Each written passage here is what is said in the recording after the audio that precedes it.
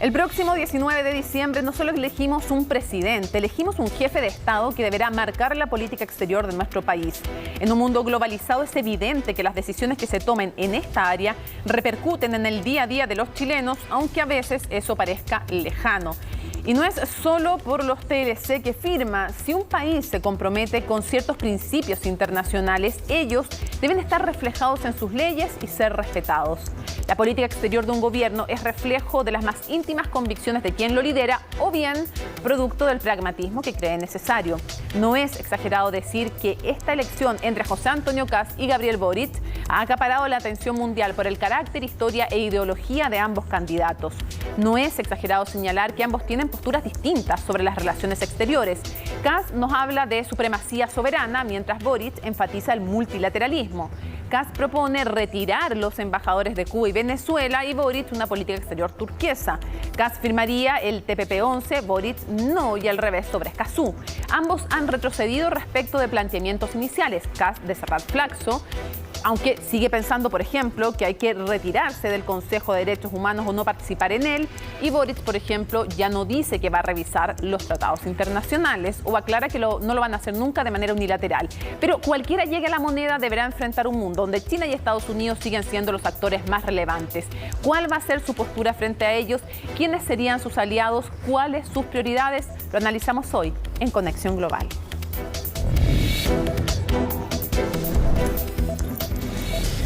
Bueno, vamos a ver un panorama general de números respecto de las relaciones internacionales de Chile. Comenzamos entonces con lo siguiente.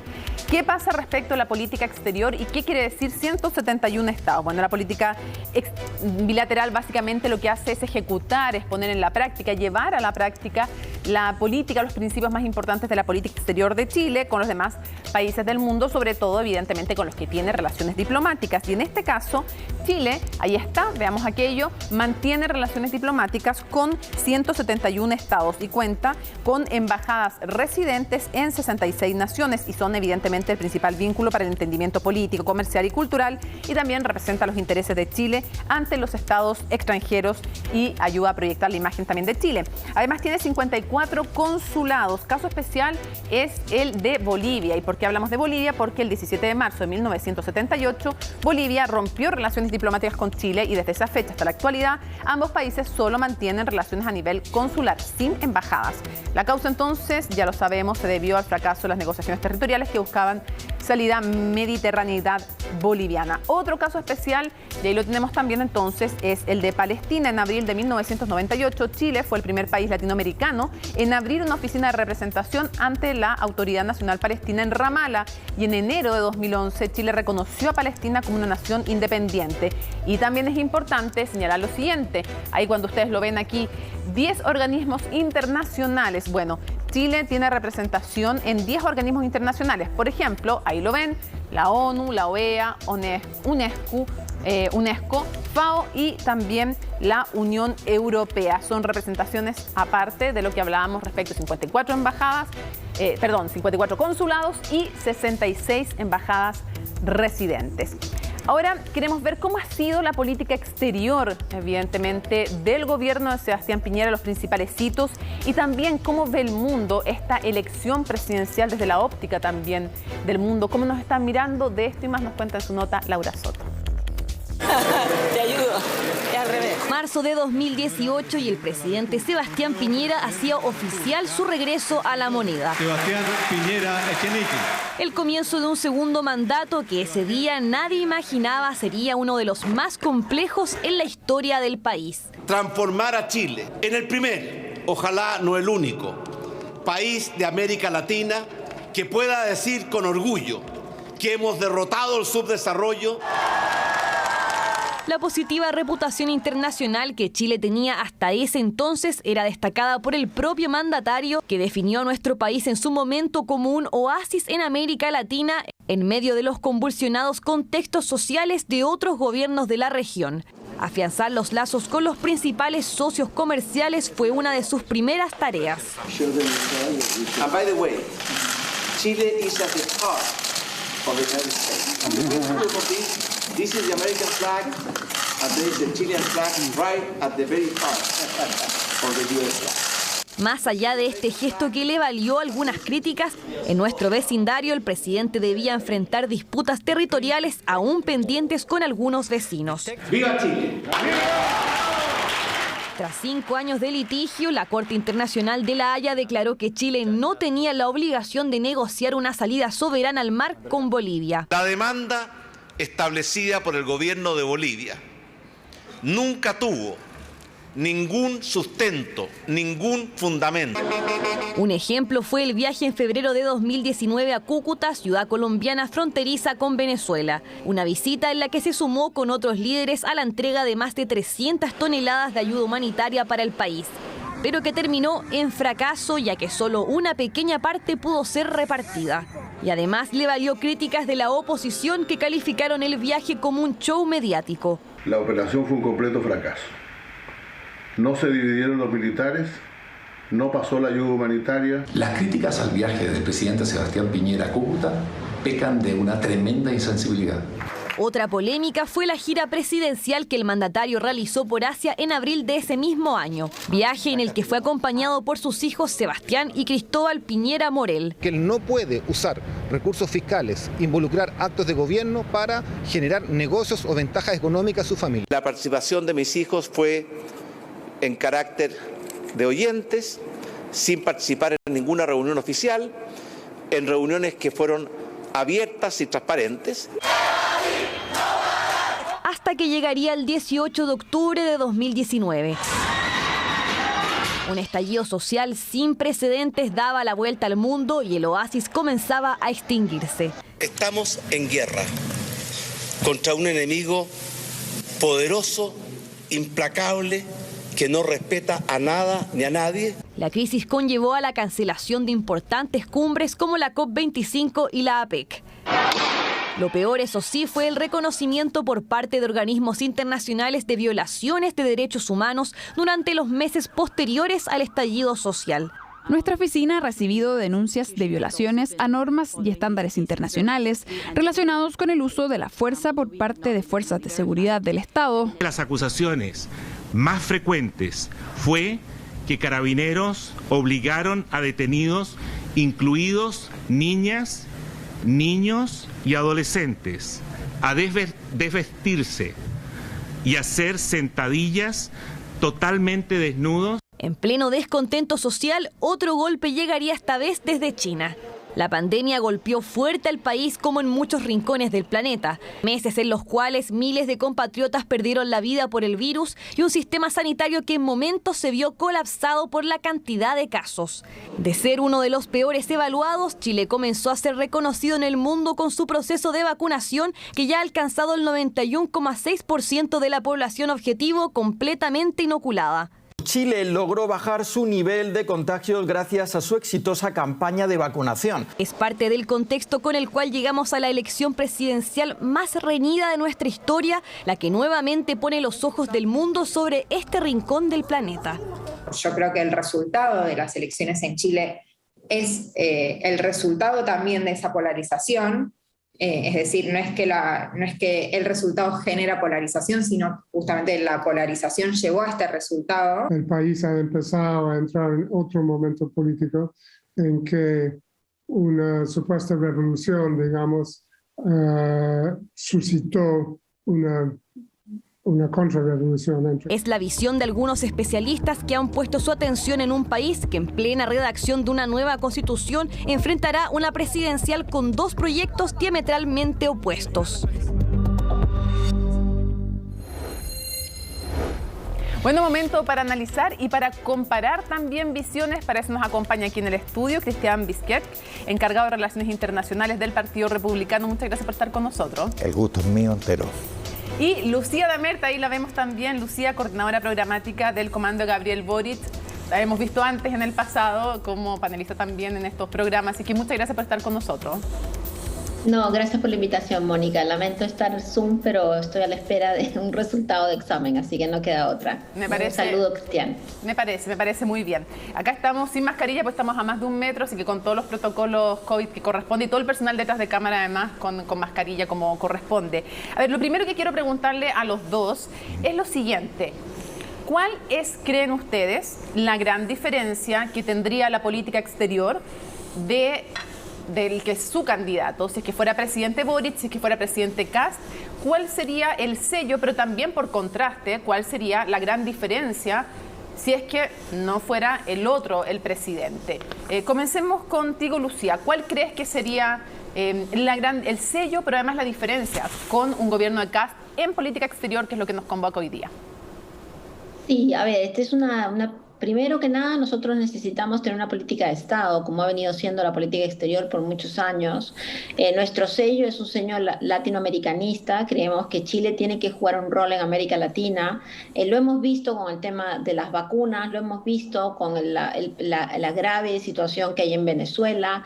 Necesitamos volver a tener un liderazgo mucho más asertivo en la región, y esa es una de las propuestas fundamentales. La segunda, donde también podría haber alguna diferencia, es que nosotros creemos en una política exterior feminista, y esto implica niveles importantes de paridad, no solamente en algunos cargos, sino que en todos los cargos, pero también implica tener una mirada respecto a las relaciones internacionales distinta, ¿cierto? Donde lo que se discute en términos de las relaciones, por ejemplo, el rol de Chile en seguridad y paz en el mundo, las discusiones sobre la cooperación internacional, triangular o no triangular, en fin, son temas que tienen que tener un punto como ese. Y lo tercero, te diría el tema ambiental. Nosotros creemos en lo multilateral, sin duda. Ok, yo después les voy a ir poniendo temas puntuales para que cada uno de ustedes se defina, pero esta primera pincelada también, Cristian, escuchando lo que dice Lucía. Sí. Porque ustedes, además, cuando uno va viendo, me revisé los programas previos y los posteriores de ambos, y claro, el programa de Boric pone mucho énfasis en el feminismo, en el latinoamericanismo, como decía Lucía, y en el tema ambiental ustedes ponen más énfasis en la cercanía, por ejemplo, con Japón, con Asia, con Estados Unidos, con Alemania también como cabeza de Unión Europea. Sí. No nombran tanto América Latina. Sí, ¿cuáles serían los énfasis, las diferencias? Yo partiría primero por una definición que es necesaria hacer. Para hablar de política exterior hoy día, tenemos la necesidad imperiosa de vernos a nosotros mismos, de todos los puntos de vista, pero fundamentalmente económicos. Si nosotros no tenemos una economía sólida, creciente, estable, con buenos empleos y con todo lo que supone una buena economía, no va a resultar tan efectivo tener una política exterior muy ambiciosa, porque no se va a reflejar eso al fin de cuentas. Ya, pero ustedes no tendrían un énfasis, efectivamente, a diferencia de Boric, tendrían un énfasis más en otros países como Alemania, Estados Unidos, Asia, más que en América Latina, por lo que leo del programa. Sí, yo diría que ellos también tienen una mirada muy amplia en materia de relaciones internacionales. Sí, no estamos hablando de énfasis. Sí, obviamente énfasis. Que todos se tienen que relacionar con todos, partimos de esa base. Sí. Ahora, sería un desastre, digamos. Nosotros le damos una importancia obvia a lo que ha sido una tradición en política exterior chilena, con Perú, Bolivia, Argentina, en fin, eso tiene un valor que va más allá incluso de lo que puede ser el contexto fijo de la política exterior. Es un tema que nos preocupa en forma muy honda. Ahora, efectivamente, miramos hacia el Asia con el TPP-11, si se llega a aprobar en el Congreso, por ejemplo, porque las proyecciones económicas para Chile son extraordinariamente importantes. Toquemos ese tema entonces de inmediato. Vamos a las definiciones. Lucía, ustedes no tienen dentro de sus definiciones la aprobación del TPP-11, al cual se han opuesto en el pasado importantes sectores, al menos de Apruebo Dignidad. ¿Ustedes ratifican que no van a ser parte del TPP-11? Así es, nosotros creemos que la discusión del TPP-11 se tiene que dar en el marco de las definiciones que se van a dar en la Convención Constitucional, donde se van a tomar algunas definiciones que probablemente impactan sobre este acuerdo. Entonces, en vez de avanzar ahora, creemos que hay que esperar. Pero quisiera también, Mónica, decir que si bien el tema económico es fundamental y la política comercial es fundamental para un país además como el nuestro, pequeño, ¿cierto?, muy alejado de los centros de poder, nosotros creemos también que hay un montón de otras temáticas que son fundamentales hoy día. Por ejemplo, la plurinacionalidad. Necesitamos tener una relación con los países vecinos sobre lo que pasa con los pueblos originarios y cómo mejor resolver estos problemas. También los temas ambientales. Vamos a ir de inmediato a eso, pero ya tenemos una diferencia, por ejemplo, respecto al TPP-11. Desde entonces, Lucía plantea desde el comando Gabriel Boric que hay que esperar lo que diga la convención y que no son partidarios del TPP-11, que esperan que resuelva la convención. ¿Ustedes sí querrían impulsar? Todos sabemos que todo esto depende de votos y del Congreso y todo eso. Estamos pensando en lo que a ustedes les gustaría impulsar. Ojo, sabemos que dependen de los votos del Parlamento siempre. Pero a ustedes sí les gustaría impulsar, independiente de la convención, el TPP-11. Absolutamente. Yo invito a los televidentes que puedan leer el tratado del TPP-11 y ver qué es lo que encuentran como inconveniente que pueda perjudicar o pueda hipotecar en algún área el futuro de Chile. Yo creo que es todo lo contrario. Con Japón tendríamos 3.000 nuevos empleos, por ejemplo. El intercambio a corto plazo empieza a activarse en forma inmediata, comercialmente hablando, ¿no?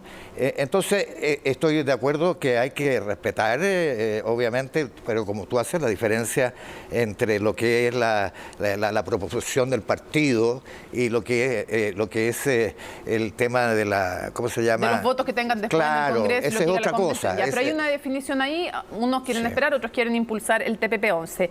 Veamos también, ya decíamos, énfasis distinto respecto a quién serían los socios. Hay otro tema también que es relevante, que es el de los tratados internacionales. En un comienzo, el programa Lucía de Gabriel Boric hablaba de revisar los tratados internacionales y después, cuando se ajusta el programa y cuando se entrega la minuta, ya no hablan de aquello, sino que dicen que nunca se va a intentar una revisión unilateral y no hablan de todos los tratados en general. Me gustaría que precisaran ese punto y que luego contrastáramos con ustedes.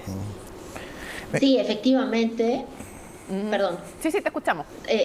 Efectivamente, Mónica, yo creo que con la política pública y los procesos de desarrollo de los programas han sido muy beneficiosos. Nosotros ahora tenemos, no solamente estamos conversando con Apruebo Dignidad, sino que estamos conversando permanentemente con el Foro Permanente de Política Exterior, donde están personajes tan conocidos y tan representativos de la política exterior como Juan Somavía, Cristian Barro, Jaime Gazmuri, pero también con redes nuevas de política exterior, donde está gente más joven, que está haciendo importantes aportes a estos temas, como Cristóbal Bywaters, Andrés Villar, Daniela Sepúlveda, en fin, y todo eso nos ha llevado a la discusión de por qué, digamos, se concentró en este tema como que nosotros queríamos cerrar los tratados, que queríamos revisarlos unilateralmente, y la verdad es que nunca la intención fue esa. Lo que sí creemos es que utilizando los mecanismos que tienen los mismos tratados, que están definidos en sí mismos, podemos buscar mecanismos para que los tratados se enfrenten los desafíos de hoy.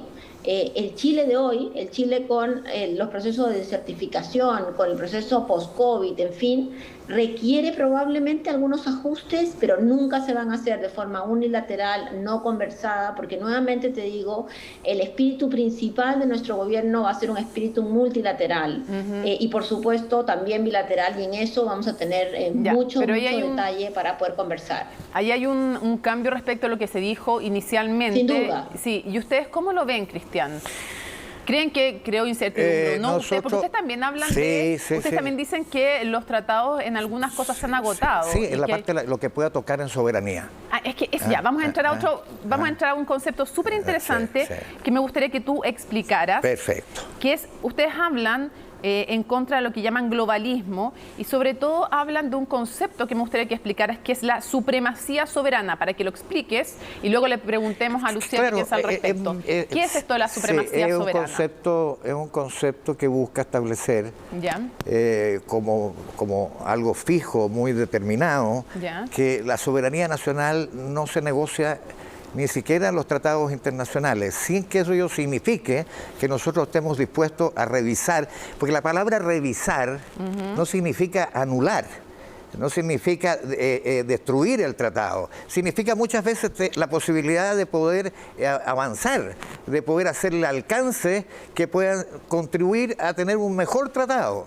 En consecuencia, es eso, en síntesis, lo que proponemos. Pero es que quiero leer un texto para que lo conversemos entre los tres. Por supuesto. Del primer programa de José Antonio Kast, y como hay cosas que se mantienen y hay cosas que no, quisiera que aclaráramos eso. Por supuesto. Dice lo siguiente, que sostienen que en el fondo siempre tiene que tener supremacía, aquí está.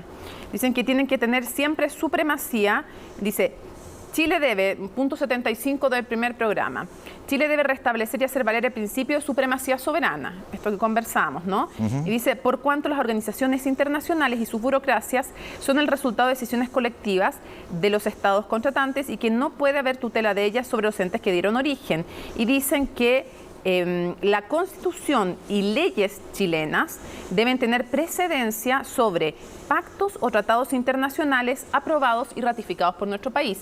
De ahí surge una duda, porque hasta donde yo sé, en el derecho internacional están primero los tratados que suscribe un país y después está la Constitución del país. Por lo tanto, sí prima sobre la Constitución un tratado. Sí, entonces me gustaría que lo explicara y que después también Lucía diera su opinión. Tienes razón en estricto rigor, pero... Claro, porque primero está el tratado y después está la Constitución. Si yo estoy mal, ustedes me corrigen, digamos. Pero... excepto que el tratado internacional no sea obligante y que no tenga una relación directa con limitar la soberanía nacional, ¿no es cierto? Es que, por ejemplo, el Pacto de San José, incluso la Declaración de Derechos Humanos, van por sobre la Constitución de cualquiera de los países. Definitivamente. Ustedes dicen que no. Chile lo suscribió. Pero ahí... Ustedes dicen que no, porque dicen que los tratados internacionales no pueden estar por sobre la Constitución. Sí. Dice que no pueden estar... Es probable que tratados internacionales aprobados y Mónica, ratificados por nuestro país. Eso, Mónica, sea de la primera, de la primera etapa presidencial, versión. La Constitución y las leyes chilenas deben tener precedencia. Después ha ido evolucionando. La verdad que como ha evolucionado todo lo de Boric, toda la cosa programática, ha cambiado y para bien. Nosotros también hemos hecho ajustes. Ya, entonces ahora los pactos o tratados internacionales van a estar por sobre la Constitución chilena, como es normalmente el derecho internacional. Aquellos pactos, como por ejemplo, poner uno y analógicamente todos los parecidos, el Pacto San José de Costa Rica está por sobre el derecho interno. Ya. ¿Qué opina Lucía sobre este tema de la supremacía soberana? No, por supuesto. Es parte, digamos, del derecho internacional. Nosotros estamos por seguir en Naciones Unidas, por profundizar nuestro rol. Solo quisiera decir, Mónica, que además Chile tiene un rol súper preponderante en los organismos multilaterales. En Naciones Unidas, por ejemplo, tiene personas de altísimo reconocimiento en diferentes espacios, sobre todo derechos humanos, pero en diferentes espacios mundiales y globales. Y por supuesto, cuando se habló de la nueva Constitución, jamás se puso en duda que aquellos acuerdos internacionales de los cuales Chile es signatario están por encima de las definiciones legales propias. Por ejemplo, el Acuerdo de San José, por ejemplo, digamos, bueno, hay muchísimos otros ejemplos y mucho de esto nos permite también avanzar en la puesta en orden de nuestra legislación. Veamos otro tema, sí o no, Escazú, ¿sí o no? Ahí estamos, estamos en ser o no ser, digamos. ¿No hay definición al respecto? No hay una definición todavía al respecto. Yo soy partidario, lo personalísimo, que sí. Porque claro, pienso que esta es una realidad que está en el mundo entero, que es una necesidad urgente de enfrentar un desafío que pone en juego a la humanidad.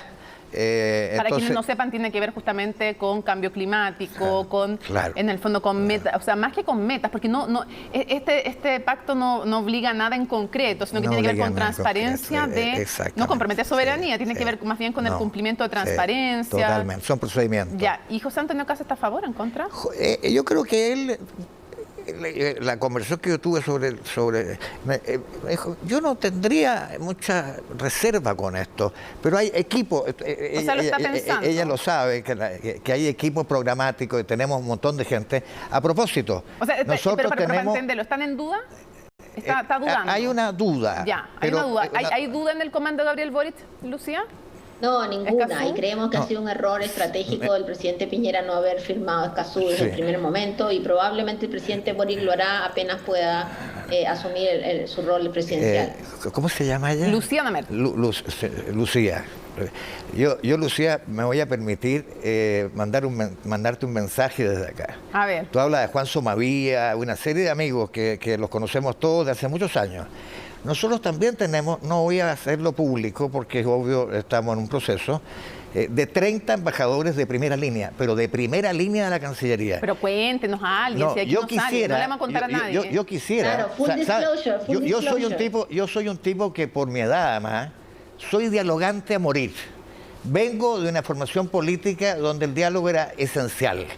Y creo que si nosotros unimos fuerzas en aquellas cuestiones que son de interés para Chile, en materias fundamentales como las relaciones internacionales, los proyectos, los convenios, podemos hacer un gran bien a Chile. Oiga, sí, yo creo que todos, pero ¿usted se siente cómodo con la línea internacional del Partido Republicano? Yo me siento... ¿O tiene discrepancia? Yo soy una persona que nunca me he sentido cómodo con nada. Yo milité en la democracia cristiana 40 o 50 años, ya no me acuerdo, y siempre tuve una posición bastante beligerante en casi todos los temas. Pero entonces ahora también tiene discrepancias con el Partido Republicano. No, pero no son discrepancias porque yo he trabajado los temas. Ayer acabo de entregar todo un texto sobre política internacional. Vamos a ver si convencionó. Siguiente punto. Marrakech, que tiene que ver con los temas de migración. Lucía, ¿están a favor de firmar Marrakech? Por supuesto, estamos a favor de firmar Marrakech y además de avanzar con programas, políticas y acuerdos regionales para enfrentar el problema, digamos, hoy día creciente de la crisis humanitaria de Venezuela en la región. ¿Qué piensan ustedes? ¿A favor o en contra de Marrakech? En contra. En contra. Pensamos que el tratamiento no tiene que ser a nivel de tratados internacionales, tiene que ser desde la perspectiva chilena, con la realidad chilena, con la propuesta chilena y con los desafíos que ello implica para quienes estemos mañana en el gobierno, resolver estos conflictos. No por vía de internacionalizarlo. Ya, hay otra diferencia. ¿Qué van a hacer respecto? Ya, entiendo que Flaxo ya no lo van a sacar, dijo José Antonio Haas. No entiendo, sé que dijo que ya se cambió, no se cierra Flaxo, pero lo que no está tan claro es qué va a pasar con el Consejo de Derechos Humanos de la ONU. ¿Va a participar Chile o no? Bueno, ese es un tema. No, claro que es un tema, pero ¿qué piensan? Sí, es lo más probable que nosotros no participemos. Hemos adherido, o sea, Estados Unidos se salió. Hay problemas objetivos, hay países que son totalitarios, o sea, Venezuela y otros. Es decir, no podemos compartir un valor como los derechos humanos por quienes lo violan. ¿Qué opina Lucía? No, yo creo totalmente lo contrario. Creo que justamente cuando se creó Naciones Unidas después de la Segunda Guerra Mundial, fue bajo el acuerdo que cuando uno deja esto a que se resuelva de forma unilateral, generalmente los países más grandes, los países más poderosos, terminan haciendo lo que quieren y en esos países la violación de derechos humanos, por ejemplo, termina siendo algo normal o normalizado, cuando en muchos otros países más pequeños terminan pagando, digamos, en muchos casos los platos rotos, por decirlo de alguna forma, de la falta de una mirada más global. Yo sí creo que efectivamente no solamente es un honor ser parte de estos consejos, sino también es una responsabilidad tratar de cambiarlos. Y efectivamente lo que dice Cristian es cierto, hay enormes desafíos en Naciones Unidas, yo creo que nadie puede estar ajeno a aquello, pero difícil cambiar las cosas cuando uno no es parte. Yo creo que tenemos una responsabilidad de cambiarlos. Para poder preguntarle a Cristian, antes una aclaración, Lucía. José Antonio Kast ha ratificado que ellos romperían relaciones diplomáticas con Cuba y con Venezuela. Lo que voy a decir a continuación es mi opinión, no los hago parte a ustedes dos de aquello. Las dictaduras de Cuba y de Venezuela, me hago cargo yo. ¿Ustedes no romperían con alguien relaciones diplomáticas?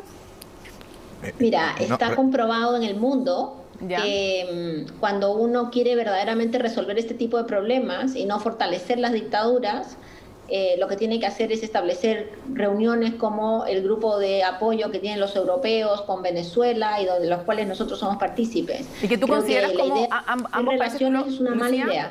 ¿Ambos países tú los consideras dictaduras? Pero por supuesto, y no solamente eso, sino que considero que la crisis que hubo en Nicaragua, la última elección, fue una farsa democrática, como bien lo dijo el candidato Gabriel Boric. Sí, es que me importa en el fondo irles preguntando para yo no poner palabras en las bocas de ustedes que están haciendo las definiciones. Pregunto, ustedes han dicho que romperían relaciones entonces con Cuba y con Venezuela. Mi pregunta es... Se ha modificado.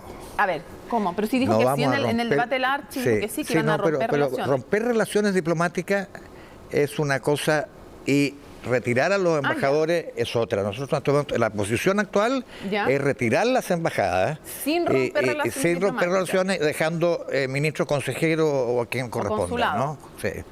Perfecto, hay una modificación. Y ahora para ambos. ¿Y China qué? ¿qué pasa con China? Porque, de nuevo, me hago cargo yo, a mí me parece que o califica como dictadura o califica como un régimen autoritario a lo menos. Quiero saber ustedes cómo califican a China y qué pasa con China, porque claro, es uno de los principales socios, si no el principal socio comercial de Chile. De hecho, es el principal socio comercial de Chile y el punto es que parece que ahí el peso económico hace que de izquierda a derecha se mire para el lado, o sea, por lo menos desde el retorno a la democracia, no digamos que ha mejorado la situación de los derechos humanos en China. Entonces mi pregunta es, ¿qué van a hacer ustedes si fueran gobierno, Cristian? Esa es una pregunta extraordinariamente necesaria de realizar y muy importante de contestar. Nosotros tenemos que partir por una definición elemental. Somos un país muy pequeño. Nosotros no estamos en condiciones de jugarnos una posición absolutista respecto de un país como China, que está alcanzando niveles de proporciones universales en materia de dominio comercial, es el primer socio de Chile. Es decir, hay que tener una cuota de pragmatismo para mantener las relaciones y el desarrollo futuro de las relaciones comerciales, pero por otro lado, aquellas materias valóricas donde se pone en juego la vida y que nosotros tengamos la capacidad de tener certeza de que hay violaciones de derechos humanos, las vamos a hacer ver. Pero tienen certeza que se violan los derechos humanos en China, ¿no? No, es que cuando digo certeza hay una cuestión jurídica por medio que tiene que pasar por organismos internacionales y no actuar de forma directa. Sí, no, me refiero a que están los uigures, por ejemplo, en campos de concentración que ellos llaman de reeducación, el tema de la libertad de expresión, sí. O sea, eso sí es evidente. Sí. Ya, ¿qué piensa Lucía frente a lo que dice Cristian de China? Creo que para eso es que tenemos que estar en Naciones Unidas, justamente para no tener una mirada distinta de acuerdo a los países, sino tener una sola mirada respecto a los derechos humanos, a los derechos de migración, a los derechos de expresión, entre otros múltiples derechos. Entonces, efectivamente, nosotros tenemos relaciones comerciales con muchos países que tienen serios problemas internos, no solamente China. Si uno se pone a mirar lo que pasó en Filipinas con Duterte, si uno se pone a pensar lo que está pasando en Brasil con Bolsonaro, digo, hay una serie de problemáticas, pero no las vamos a resolver haciendo una declaración de principios propia y en una esquina del mundo solo, sino necesitamos participar de estos organismos multilaterales justamente para identificar estos procesos y avanzar hacia mejores formas de revisión, de seguimiento y ojalá disminución de este tipo de hechos. Me queda nada de tiempo, me gustaría que los dos en algo se parecen, son bien pillos y los dos patearon para el córner respecto de una parte de la pregunta que es, ¿cómo califican el régimen chino? ¿Cristian? Bueno, desde el punto de vista político es una dictadura, desde el punto de vista económico es una potencia mundial. Ok, Lucía. Se mutió. Mira qué conveniente, mira qué conveniente. A propósito. No, a ver, yo creo que efectivamente el gobierno chino jamás ha dicho ser una democracia porque ellos tienen un sistema de definición propia distinta. Cristian dice que es una dictadura. Sí, mira, creo que el gobierno chino y la forma de gobierno que tienen en China, ellos mismos lo llaman que es comunismo con desarrollo económico. Sí, pero me interesa cómo lo describen ellos, sino qué piensas tú respecto a cómo lo calificarías. ¿Lo calificarías como una democracia? Mira, no lo calificaría como una democracia, pero no estoy segura, y acá no puedo hablar a nombre del comando, que es la invitación que me has hecho hacer hoy día, no estoy segura si en el programa existe una definición tan clara respecto a el sistema chino en general. Lo que sí es clarísimo es que nosotros estamos reconociendo cuando hay violaciones de derechos humanos y queremos que haya una intervención internacional para tratar de limitarlo en todos los países donde esto ocurra, sea China o sea Fiji. Ok, quiero cerrar, pues se nos acabó el tiempo. Yo quisiera un minuto por la vida de este país. Ok, a ver. Yo tengo 70 años.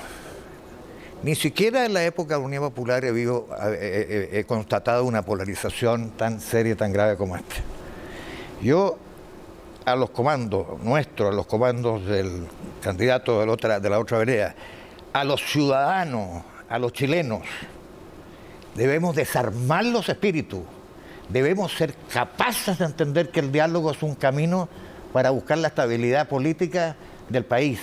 Tenemos que tener generosidad, esa generosidad que nace del alma democrática y republicana de Chile de toda la vida. ¿Y qué le contesta Lucía? Totalmente, estamos totalmente de acuerdo y creo que el área internacional debería ser un espacio para esto, porque desde el 90 en adelante hemos tenido una política internacional de Estado conjunta.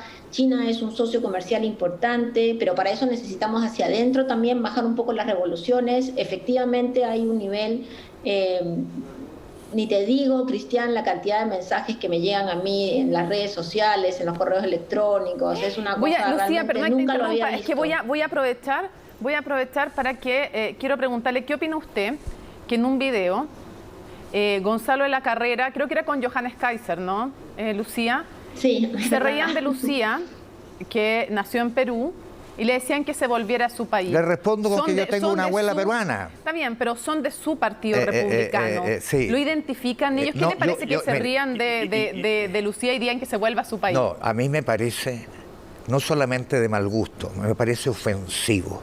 Todo lo que tenga que ver con algo que toque a la mujer en sus sentidos más diversos, yo voy a ser el primero a estar en la fila para ¿Son diputados de su partido? Para rechazarlo. No, a mí que sean diputados, senadores, no, yo estoy hablando de ella, yo solidarizo con ella aquí y ahora. Y estaré al lado de ella otra vez si le llega a pasar. ¿Esas conductas merecen sanciones? Pero por supuesto que sí. ¿Las va a proponer en su partido? Yo no tengo la capacidad, no tengo esa capacidad porque no estoy en la comisión política, pero debieran ser sancionadas porque no se pueden permitir. Okay. Hemos llegado a una evolución después de siglos en que la mujer está en una cierta situación parada. Y no se le puede pegar un espaldarazo para que se caigan, porque se cae una mujer, se caen todas. Ahora corrijo, uno de ellos era diputado de su partido, sí. Ya no lo pueden sancionar porque ya se fue. Es un loquito, un loquito, es una persona enajenada, que no sé cómo llegó ahí. Tenemos hartas coincidencias con Cristian. ¿Ah? Tienen hartas coincidencias, sí. No sabes cómo llegó ahí porque lo pusieron en la lista. Sí, pero yo hubiera sabido y haber conocido su antecedente, lo mando primero al psiquiatra y después a otro partido, pues. ¿No? Sé que hay por ahí alguno que lo quisiera aceptar, pero mi solidaridad absoluta con ella. Además, yo tengo abuela peruana, bueno, entonces con mayor razón todavía hay un sentimiento particular con ella porque me siento identificado. No, gracias, Cristian. Yo solo quisiera decir una cosa, que al final del día, efectivamente, ha habido mucho mensaje de odio, de gente que ya sabemos que son súper retardatarios, pero Chile lo vamos a construir entre aquellos que queremos ver un Chile mejor. Y yo ahí estoy de acuerdo con lo que dice Cristian. No hay que cargarse con los mensajes de odio, no hay que hacerles más espacio, pero sí hay que denunciarlos. Sí, claro. Porque si no hubiera sido por denuncias así, tal vez ese señor seguiría siendo diputado de los partidos republicanos, y muchas de las propuestas que él tenía siendo lavadas por el candidato presidencial. Y eso es lo que tenemos que construir de futuro, porque efectivamente un país de futuro es un país donde todos y todas trabajamos con conjunto. Me quedo con el llamado que hacen ambos a calmar los espíritus, a dejar de hacer descalificaciones, y el llamado que le han hecho también entonces a los chilenos a construir entre todos un país y hacer de la política exterior una política de Estado. Muchas gracias a ambos por habernos acompañado. Muchas gracias, Mónica, querida. Chao, muchas gracias. Chao, chao. Y tal como lo conversábamos con nuestros panelistas, China es por lejos el principal socio comercial de nuestro país, lo cual tiene beneficio y también las implicancias respecto de lo que han hecho, o más bien no han hecho, respecto de derechos humanos los distintos gobiernos desde el retorno a la democracia de izquierda a derecha. China entonces concentra el 36% de nuestro intercambio comercial.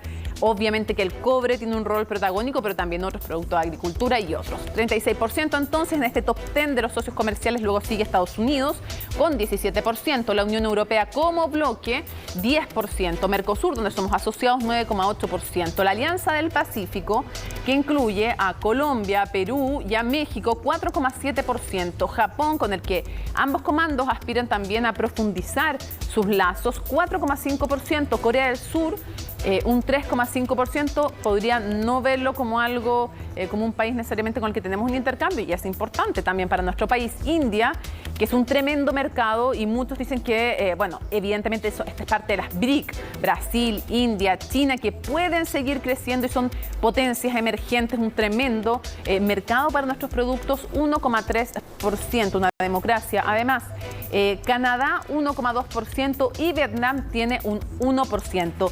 Ese es entonces el top 10 de nuestros socios comerciales. Y nos vamos entonces a la pausa en Conexión Global y volvemos para seguir analizando este importante tema.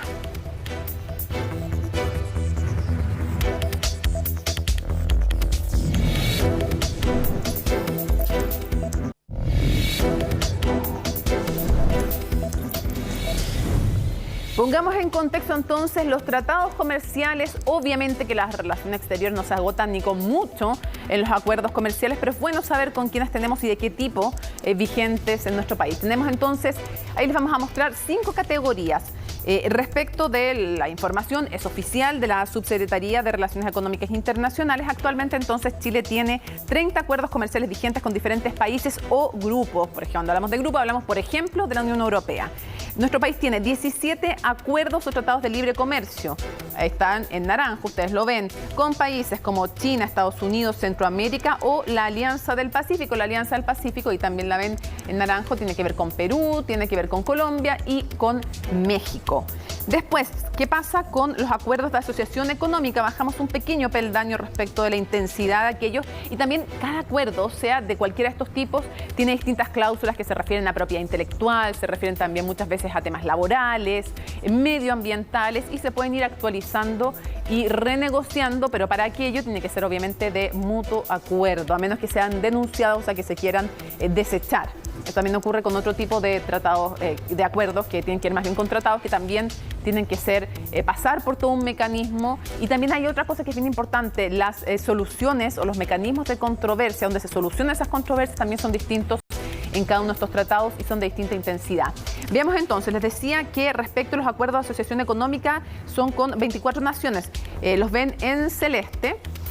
Por ejemplo, Japón, el Reino Unido, toda la Unión Europea. Bueno, eso es un acuerdo de asociación económica. En verde fuerte, entonces, tienen el acuerdo de complementación económica. Por ejemplo, ahí tenemos países de América del Sur como Venezuela, Ecuador y Bolivia. ¿Qué pasa con India, que lo ven en amarillo? Con India tiene un acuerdo de alcance parcial. Obviamente es menos intenso con acuerdo de libre comercio. Y con Argentina, el 2019, se logró un acuerdo comercial. Ese es el mapa general de lo que tiene que ver con las relaciones comerciales de nuestro país, y que evidentemente también generan diferencias, dónde intensificar, hacia dónde poner la mirada y cuánto también constriñe lo que puede hacer frente a un país y frente, por ejemplo, al tema de derechos humanos con China. Bueno, ya lo ven, un tema que no es fácil para ninguno de los dos comandos.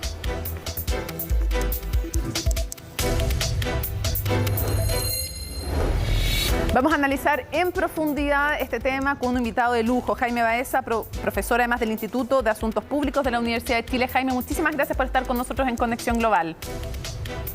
Hola, un gusto como siempre estar contigo, Mónica, un placer. Quisiera preguntarte cómo se ve desde el exterior, a tu juicio, esta elección en Chile, que ya no es una elección tan tradicional como las anteriores, ya no es una elección que enfrente, me refiero a los bloques más tradicionales que habían dominado la política desde el retorno a la democracia. A ver, obviamente no están los titulares de ningún medio de comunicación, pero si tú empiezas a ver medios más especializados, incluso por ejemplo Foreign Affairs tiene un artículo muy interesante la semana pasada donde mira a los dos candidatos, y uno puede ver que hay preocupación sobre ambos, y en general hay más preocupación sobre uno que sobre otro en el extranjero, al menos en el extranjero, pero que hay preocupación sobre el modelo chileno en general.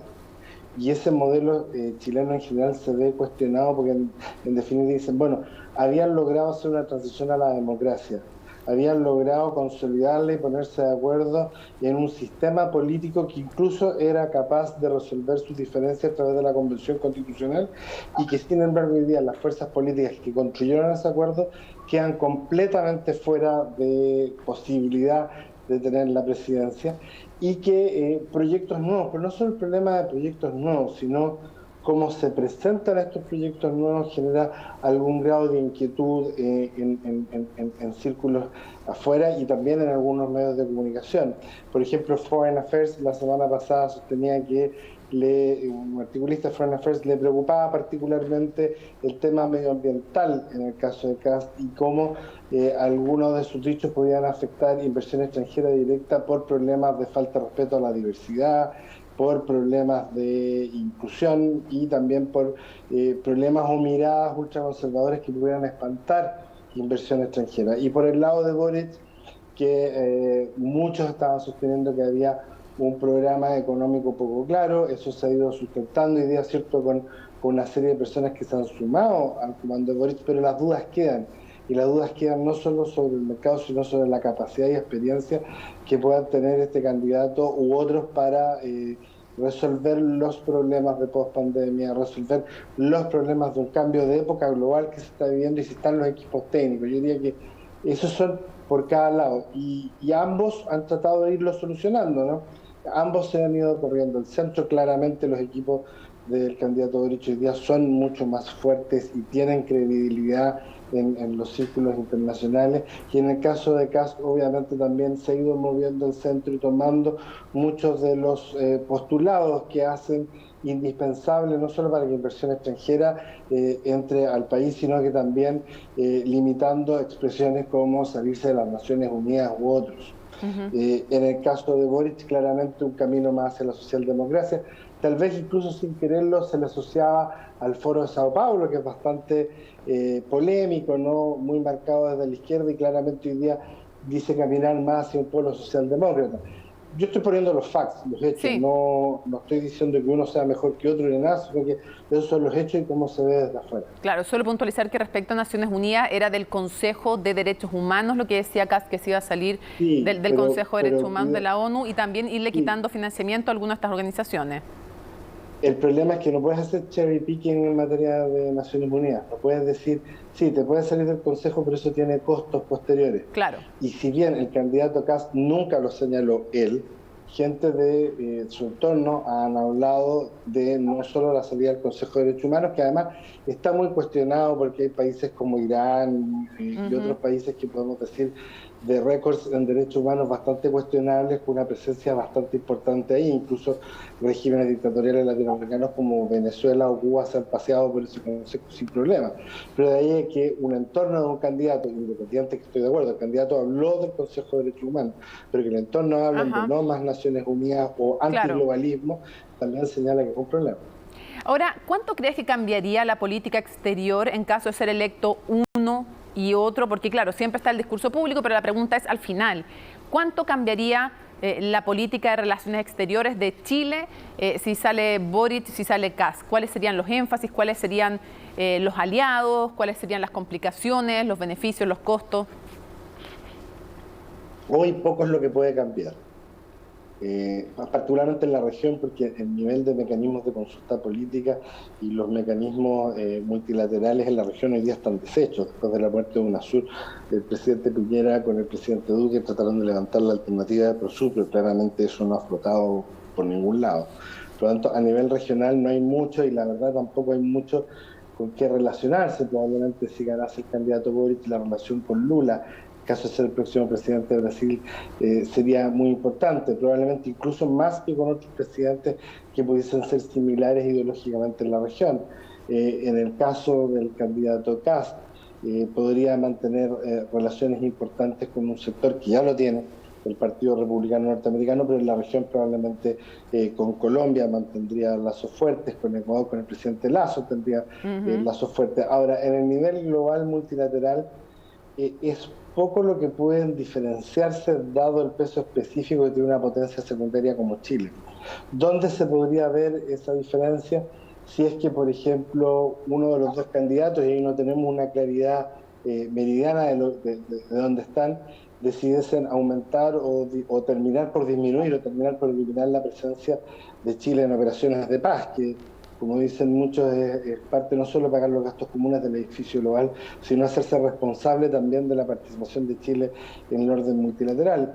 En los demás aspectos, en las relaciones bilaterales, ya saliendo lo multilateral, en las relaciones bilaterales creo que no habrían grandes cambios. Tanto ahora, el candidato como Kast rechazan el régimen venezolano, han dicho rechazan el régimen cubano, independiente que el Partido Comunista sea parte de esa coalición.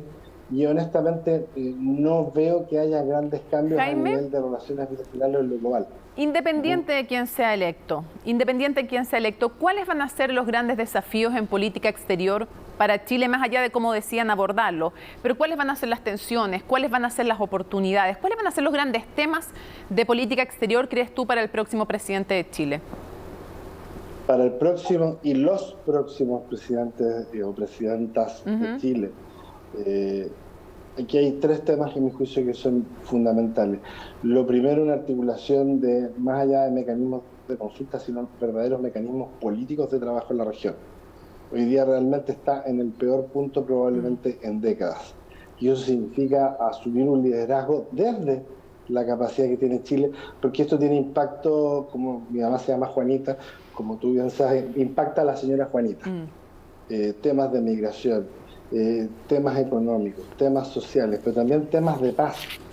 Por ejemplo, las nociones de seguridad cooperativa, que son tan fundamentales incluso para combatir el narcotráfico, eso es lo primero. Lo segundo, el Pacífico Sur. Hay un cambio en el eje estratégico del mundo hacia el Océano Pacífico, hacia Asia-Pacífico, que eso es evidente, y la articulación, que de hecho ya hay, por ejemplo, la Armada tiene 2 fragatas que eran de origen australiano, eso es muy importante. Generar vínculos que mantengan el Pacífico Sur, no solo en términos de articulación política, sino de una mirada en conjunto a las tensiones que vendrán post pandemia, que lo más probable que vengan particularmente del Asia-Pacífico. Y por último, un tema que el próximo presidente tiene que partir, pero que con mayor fuerza, con vista a lo que pueda pasar en 2 décadas más, cuando se empieza a revisar lo que ha sido el Tratado de Washington de 1959, que entró en vigencia en 1961, el tema antártico. Esos van a ser los desafíos. Decir, y si tú fueras... Lo regional, Pacífico Sur y la Antártica, y obviamente la participación en el terreno multilateral, que se está reformulando y está reactivándose de manera distinta post pandemia, y Chile tiene que tener una voz tal como la tuvo al inicio de la Nación Unida en 1945. Jaime, si tú fueras el asesor del futuro presidente, ¿qué país le aconsejarías que fuera el primero en visitar y por qué? Depende de quién sea. Ya bueno, si fuera Kast y si fuera Boric, ¿qué le aconsejarías a cada uno? Más allá de cuáles sean tus preferencias, pero si fuera Kast o si fuera Boric, ¿qué le aconsejarías? Sí. Yo, si fuera el presidente Kast, yo lo asesoraría y le diría, vamos a Argentina. Diferencias ideológicas entre ambos gobiernos, ha habido por ahí declaraciones de dimes y derechos, es muy importante dar la señal que independiente que gobiernen en ambos lados del Pacífico, tiene que haber una fortaleza importante. Y en el caso de si Gabriel Boric fuera el nuevo presidente de Chile, le diría que tiene que ir a marcar una señal, tanto Estados Unidos como la Unión Europea, que están en el negocio, que están muy claros. ¿Por qué? Porque apunta a las debilidades de cada uno. Ahora, creo que en ambos casos no va a haber algo tan radical como la gente está suponiendo que podría ser, independiente de que sean 2 proyectos políticos muy distintos. Interesantes consejos, entonces vamos a ver si lo escuchan los comandos. Muchas gracias, Jaime, por habernos acompañado una vez más en Conexión Global. Muchas gracias. Un humilde profesor, ¿no? Así que no, qué humilde. Humilde eres, pero capísimo, seco y que nos ayuda siempre a entender además todos los procesos internacionales. Muchas gracias. Gracias. Muchas gracias, que estén muy bien. Bueno, terminamos así Conexión Global tratando de anticiparnos a lo que van a ser las decisiones también en política exterior, porque como lo decían cada uno de nuestros 3 invitados, lo que ocurre en todo el mundo nos afecta. Nos afecta absolutamente a todos, a todas en un país. Conexión Global es el nombre de este programa y es lo que existe en el mundo hoy día, por lo tanto importa mirar más allá de las fronteras y este va a ser unos temas claves para el próximo presidente de Chile. Nos vemos en un próximo Conexión Global.